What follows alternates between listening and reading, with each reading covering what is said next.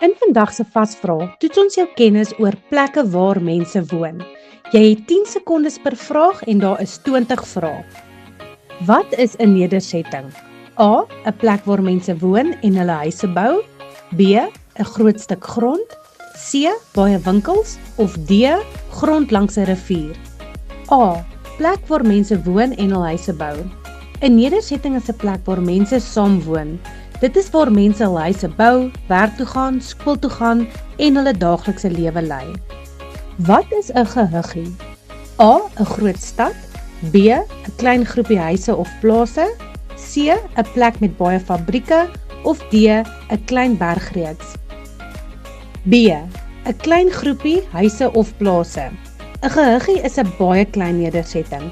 Dit bestaan gewoonlik uit 'n klein groepie huise of plase en het baie min mense. Wat is 'n plaas? A. 'n plek met baie geboue. B. 'n plek waar vliegtye land. C. 'n stuk grond wat gebruik word om kos te produseer. Of D. 'n groot winkelsentrum. C. 'n stuk grond wat gebruik word om kos te produseer. Daar is verskillende soorte plase, soos plase waar die diere aangehou word en plase waar gewasse geplant word. Plase is gewoonlik in landelike gebiede waar daar baie oop ruimte is. Hoekom is plase belangrik? A. Hulle verskaf werk aan mense in die omgewing. B. Hulle produseer die kos wat ons almal eet. C. Hulle is 'n goeie plek vir vakansies. Of D. Hulle het baie groot geboue. Die antwoord is B. Hulle produseer die kos wat ons almal eet. Plase is krities belangrik omdat hulle die kos produseer wat die hele land voed, insluitend mielies, groente, vrugte en vleis. Sonder plase sou ons nie kos in die winkels gehad het nie. Wat kry jy in 'n dorp? A. Net een huis. B. Groot wolkekrabbers. C. Net plase. Of D. Meer huise, winkels, skole en kerke. D. Meer huise, winkels, skole en kerke. 'n dorp is 'n nedersetting wat groter is as 'n gehuggie, maar kleiner as 'n stad. Omdat dit kleiner is, ken mense in 'n dorp mekaar dikwels goed en help mekaar. Wat is 'n stad? A. 'n plek met baie plase. B. 'n baie groot dorp met hoë geboue en baie mense. C. 'n plek met net een winkel. Of D. 'n klein gehuggie. B. 'n baie groot dorp met hoë geboue en baie mense. 'n stad is baie groter as 'n dorp. Daar is baie hoë geboue, baie mense en baie motors. Stede het ook groot hospitale, universiteite en lughawens. Wat is wolkekrabbers? A. Baie hoë geboue. B. Klein huisies.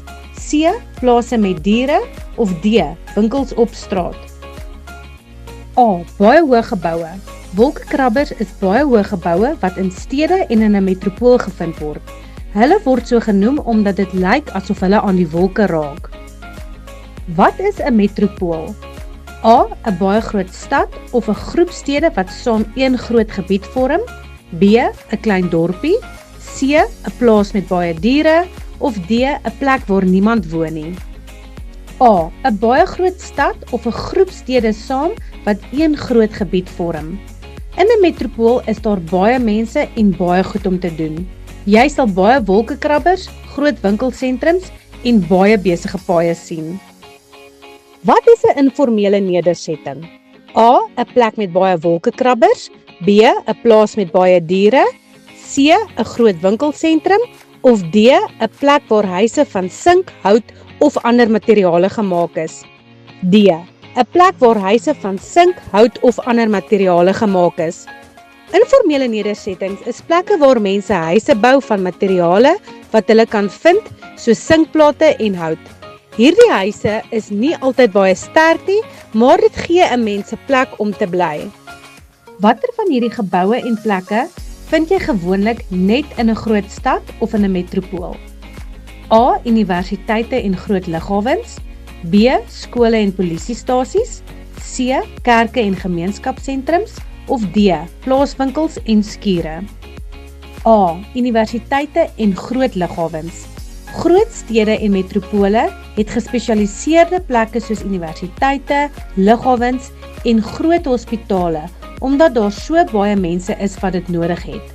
Kleiner nedersettings, soos dorpe, het wel skole en winkels, maar nie hierdie groot gespesialiseerde geboue nie. Wat is 'n gemeenskapsentrum? A. Waar kinders skool gaan. B. Die saamtrekplek vir geleenthede en aktiwiteite. C. Kantore om in te werk. Of D. Waar stadsamptenare werk. Wat is 'n gemeenskapsentrum? A. Waar kinders skool gaan. B. Die saamtrekplek vir geleenthede en aktiwiteite. C. Kantore om in te werk. Of D. Waar stadsamptenare werk. Watter soort paaie vind jy tipies in 'n besige stad?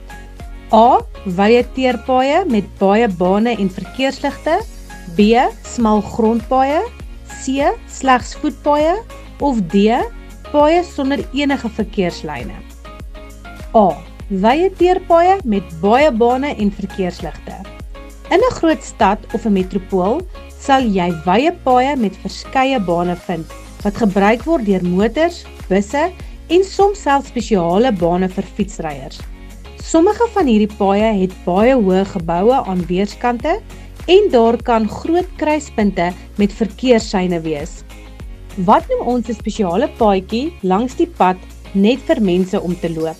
A. Straat. B. Sypaadjie. C. Gryspaaie. D. Voetpaaie. D. Voetpaaie. Voetpaadjies is spesiale paadjies langs die pad wat slegs vir voetgangers bedoel is. Voetpaadjies beskerm ons teen motors. Dit is waar ons kan stap of draf sonder om in die pad te wees. Waarvan word besige paaie gemaak? A. Klei. B. Grond. C. Teer. Of D. Klippe. C. Teer. Teerpaaie word in stede, dorpe en tussen groot sentrums gevind. Teerpaaie het gewoonlik wit of geel lyne wat verkeer reguleer. Wat noem ons spesiale en belangrike plekke wat maklik herkenbaar is? A. Standbeeld. B. Landmerke. C. Nedersetting. D. Gebou. B. Landmerke. Landmerke dien as unieke en bekende simbole van 'n stad of 'n land. Voorbeelde van landmerke sluit in 'n hoë toring, 'n bekende brug of 'n historiese gebou. Dit staan uit en help mense om hulle self te oriënteer en om te weet waar hulle is. Landmerke is die sleutel tot die gee van goeie aanwysings.